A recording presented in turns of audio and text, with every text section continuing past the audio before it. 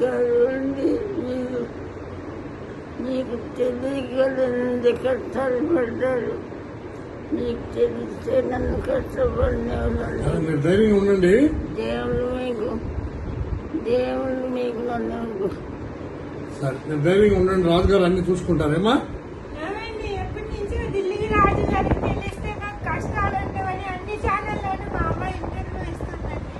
అంత మీరంటే దేవుడితో సమానమండి. ఇప్పుడు మీకు తెలిసింది.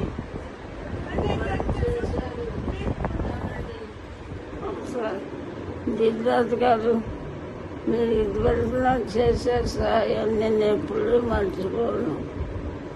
రాజమండ్రి షూటింగ్లో ఉండి కూడా సరే ఆయాసపడద్దు, మాట్లాడద్దు, ధైర్యంగా ఉండండి. నేను చెప్తాను, రాజుగారితో చెప్తాను. మీరు పడుకోండి, రెస్ట్ తీసుకోండి.